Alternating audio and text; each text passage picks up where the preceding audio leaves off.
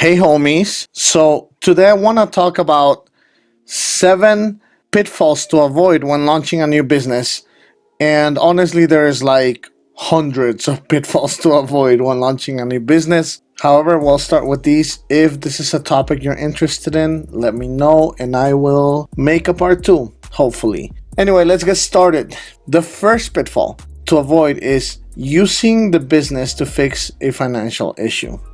If you're struggling financially, if you're broke, and you think of this business that'll make you a lot of money, make you rich, and all these things, just stop. Don't go with the business until you can maybe not even fix your finances all the way, but get to a place where you're kind of stable. You can do side hustles. That's different than a business. But if you try and go into the business right away, what's gonna happen is you're gonna realize that it requires so much extra time and so many resources to grow it. And if you're too broke, your business is just gonna go under. Your business is like a baby. You need to feed it, you need to take care of it, and then hopefully one day the baby will grow up and still not be a scumbag to you and be nice to you, right? So that's pitfall number 1. Number 2 is not having a trade or a career before you start building your business. This one might seem counterintuitive to you because the whole purpose of the business is to get out of the rat race. But think about it. A business is built on value, right?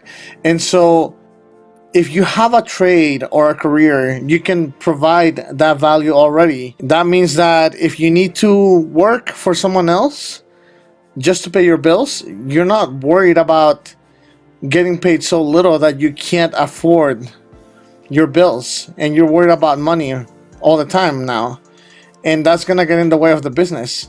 Also, if you have a career, you can actually use that career as the foundation of the business and start offering the service that you already know how. And then you can just use the business as an extension, add some infrastructure to be able to expand it, to be able to serve more people. Pitfall number 3 is favoring financial investment over sweat investment. This is a mistake I tend to see more of the people that are fairly established make. They have some money saved up, and so they immediately start seeing all that the business could be. Maybe they picture having a big office with employees, and it feels real nice, really good. But at the end of the day, even if you have money, chances are you're not a multimillionaire. You don't have like millions of dollars to blow on experiments. So in the beginning, your biggest investment is time and effort. Your biggest investment should be actively building not just the business, but the product or service that you're offering. When Elon Musk was first coming to the scene, he was working, you probably know this already, but he was working 100 hours per week. He was living on $1 per day, the ramen face.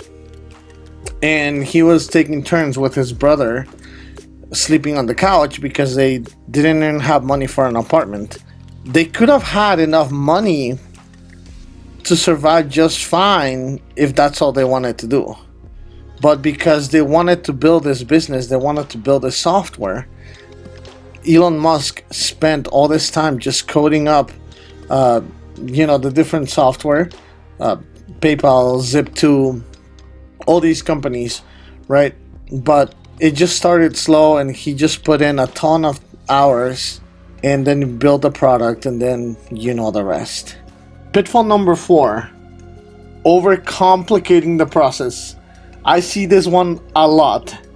What happens is you are building your new business, you get excited, and you're thinking about all these super cool features you're gonna add to the business. I'm gonna add a virtual assistant, I'm gonna offer, I don't know, discount codes, whatever it is.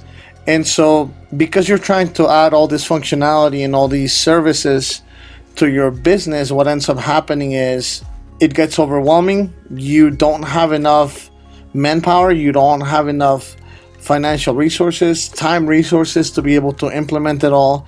And even if you're able to get clients, you're not going to be able to serve them properly because you basically bit off more than you can chew.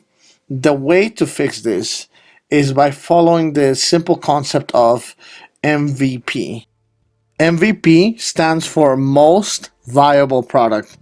And it's a simple concept, really, but it's really cool.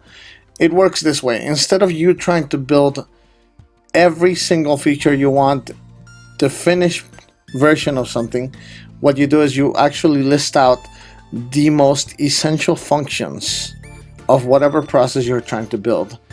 People do this in software all the time. They'll release a beta version, which is the very, very simple, simplified version that does very minimal things. And so in your business, you would list out the very basic core functions of your business, and you would launch that, and then you would start trying to find clients, and then you would build iterations on top of that: version 2.0, version 3.0, and in each version you add more and more features until it's a robust system.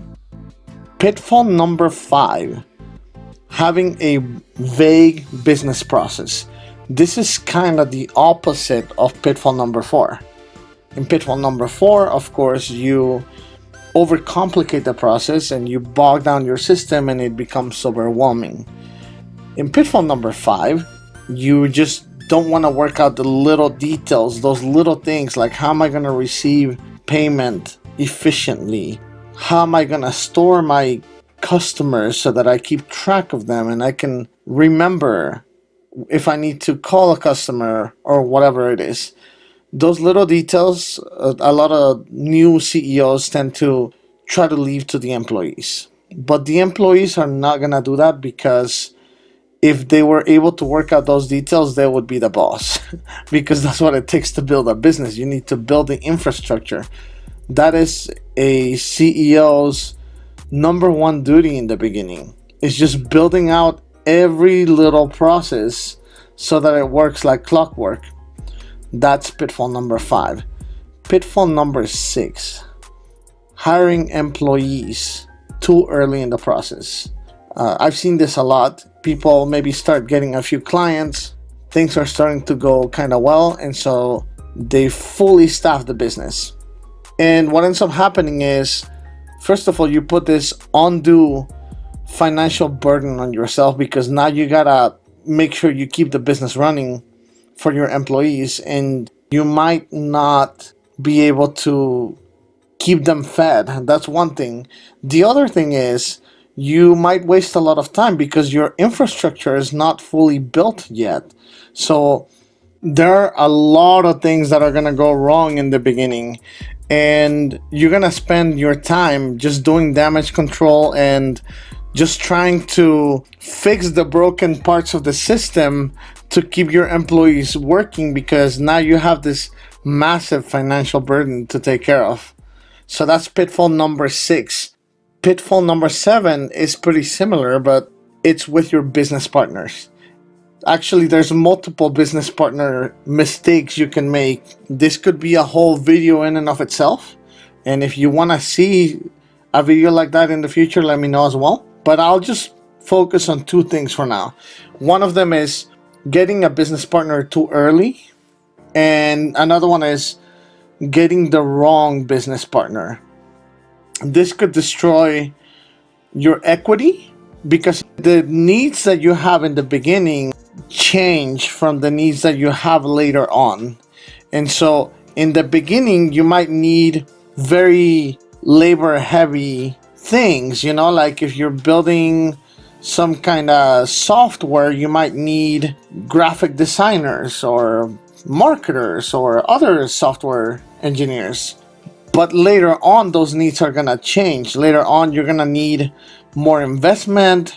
You're going to need people that have a lot of experience in business. You're going to have other needs. And if your business actually starts taking off, then what you're going to find out is you're going to be equity dry. And so you're not going to be able to offer much to very valuable potential partners.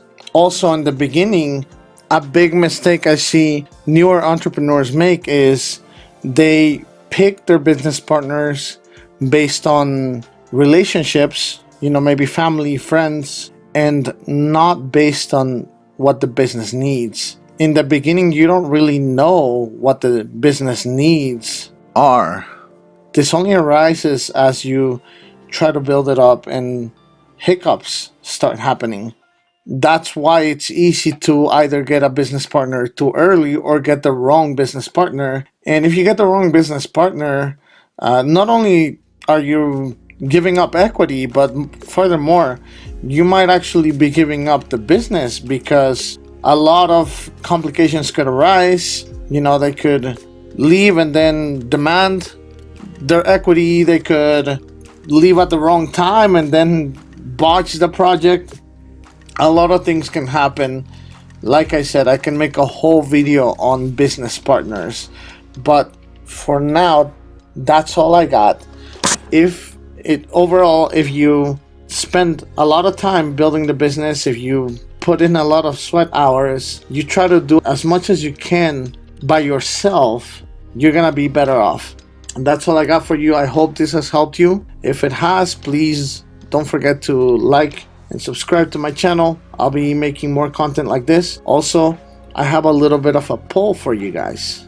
I have 3 potential topics to talk about in my next video. One of them is things to do before launching a business. So this is more of a prequel to this video. Basically, I would be talking about how to prepare to own a business. Number 2 is reasons why businesses never scale. Maybe you know someone that's had a business, even a fairly successful business, but they can't get past a certain point.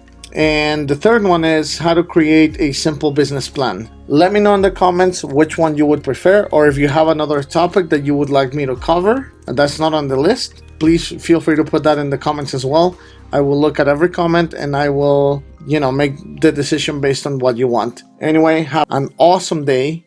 Keep building, and I'll see you in the next video. Peace.